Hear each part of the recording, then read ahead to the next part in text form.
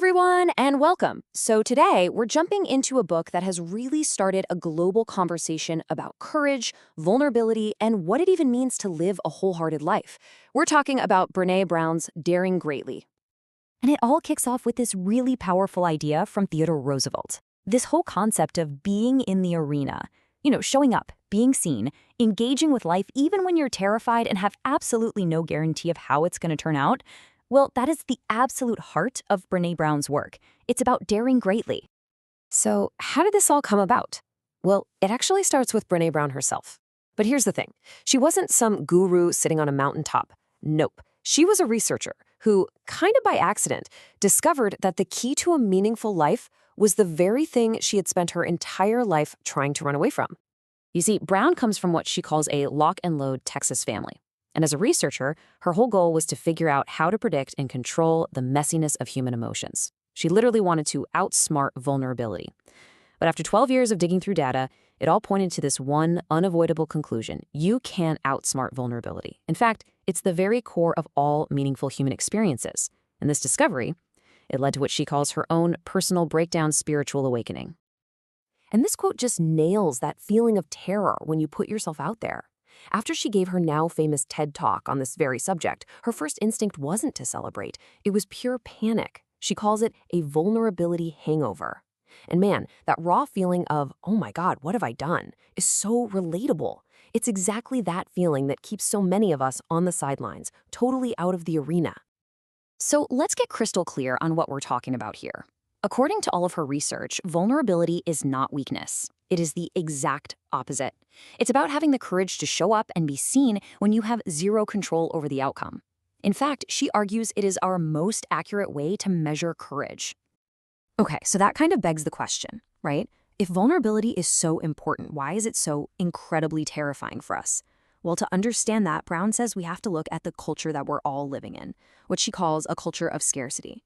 Scarcity is just this constant nagging feeling of never enough. You wake up in the morning thinking, I didn't get enough sleep, and then you go through your day feeling like you don't have enough time, you're not successful enough, you're just not good enough.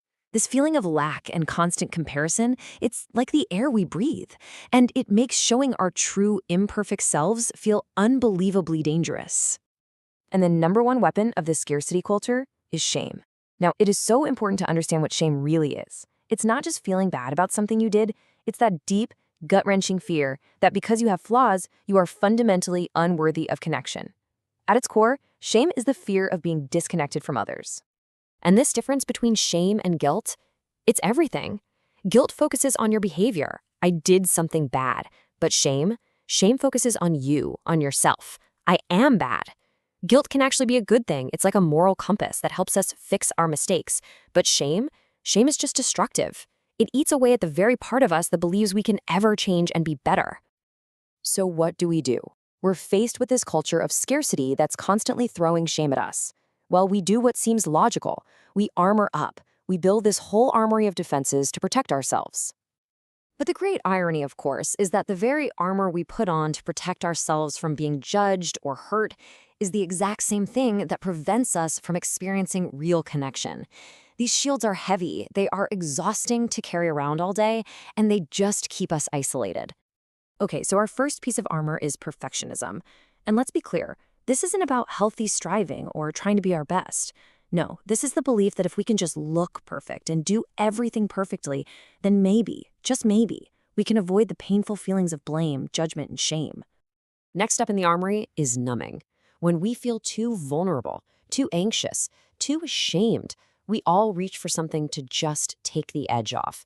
And it's not just the obvious stuff like drinking.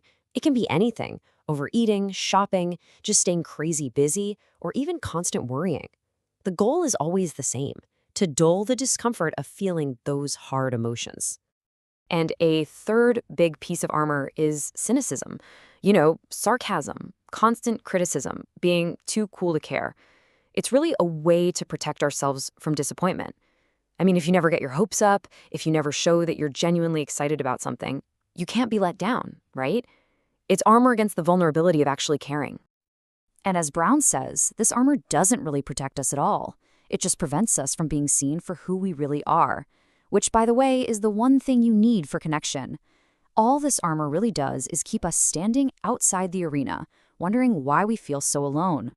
All right, so we've laid out the problem, this culture of scarcity, and we've looked at our flawed defenses. So what's the solution? How do we actually fight back and find the courage to be vulnerable? Well, the answer isn't to find stronger, better armor. The answer is to find the courage to take the armor off completely.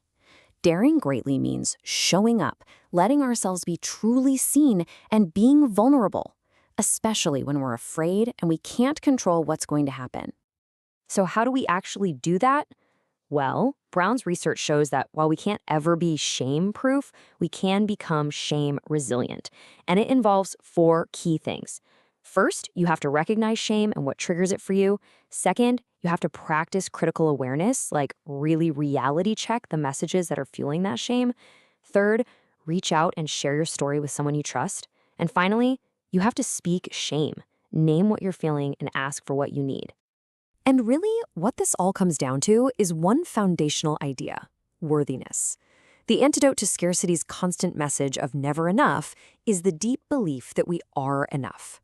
This is what Brown calls wholehearted living. It's about engaging with the world from a place of worthiness. And this is the mantra that sits at the very heart of it all. It's not, I'll be enough when I get that promotion or when I lose 10 pounds. It's, I am enough right here, right now.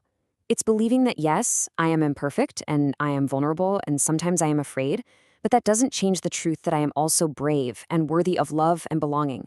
This belief is what gives us the courage to dare greatly. So we're left with this: the credit belongs to the person who's actually in the arena. Being vulnerable is not easy, but it is the birthplace of everything we're searching for: joy, creativity, belonging, love. Which really just brings us to one final, very personal question. How will you dare greatly?